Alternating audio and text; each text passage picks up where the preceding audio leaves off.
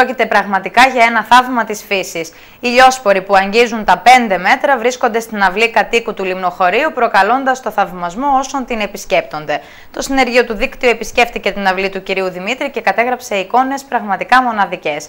Η αγάπη που τρέφει για τα φυτά είναι το μυστικό, όπως μας λέει, της επιτυχίας. Και το θαύμα δεν σταματά εδώ, καθώς κολοκύθια που φτάνουν τα 50 κιλά το καθένα αποτελούν επίσης ένα ξεχωριστό θέαμα.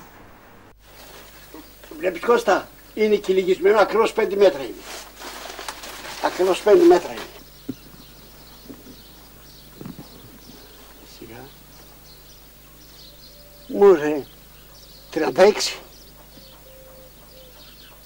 36 πόντους μάκρος έχει. Απίστευτο κι όμως αληθινό. Οι λιόσποροι ύψους 5 μέτρων κοσμούν την αυλή του κυρίου Δημήτρη στο Λιμνοχώρι.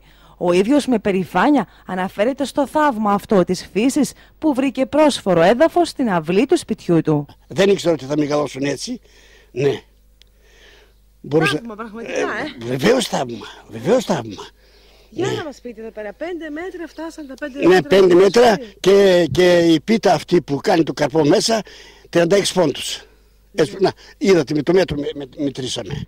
Ο ίδιος αποδίδει ένα τέτοιο γεγονός στη μεγάλη αγάπη που έχει για τα φυτά του, τα οποία φροντίζει ανελιπώς. Πότισμα, περιποίηση θέλουν.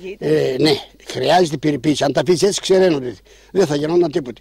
Πάω στη Τουρκία, Φερρυπίν, εκεί και βλέπω. Τεμάχια ολόκληρα. Καμένα δεν υπάρχει. Ναι, ενώ εγώ τα περιποιούμε καλά και κοιτάξτε τι έχει γίνει. Ναι. Αυτό είναι το μυστικό, λέει, την καλή περιποίηση. Η περιποίηση και τα κολοκύθια το ίδιο πράγμα. Κάθε πότε ρίχνετε νερό? Τώρα κάθε εβδομάδα. Κάθε εβδομάδα. Ναι, μια φορά. Μάλλον αυτά 2 φορές. Γιατί χθες είδα πάλι εδώ, τα είδα ξερά. Ναι. Και τα πότισα πάλι. Μιλάει κάποιοι επιστήμονες ήταν αυτοί, τους έχω και φωτογραφία. Μου λέει Δημήτρη, αυτό λέει πρέπει να σε γράψει στο βιβλίο Γκίνης να γραφούν αυτά. Πρώτη φορά και τόσο μεγάλο ύψος.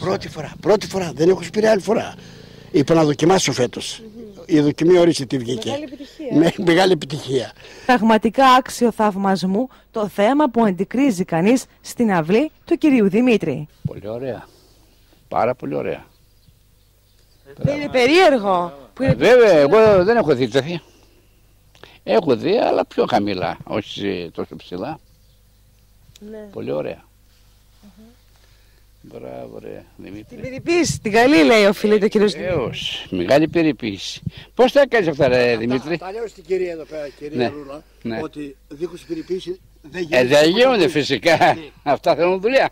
Και το θαύμα της φύσης δεν σταματά εδώ. Κολοκύθια που μπορούν να φτάσουν και τα 50 κιλά το καθένα αναπτύσσονται στην αυλή του. Κοιτάξτε εδώ. Κοιτάξτε εδώ.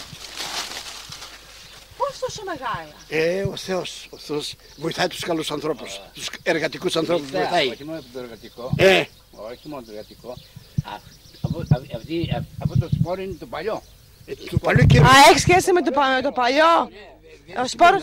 Αυτά δεν είναι υβρίδια αυτά. Αυτά είναι του παλιού κύρου σπόρος. Ναι.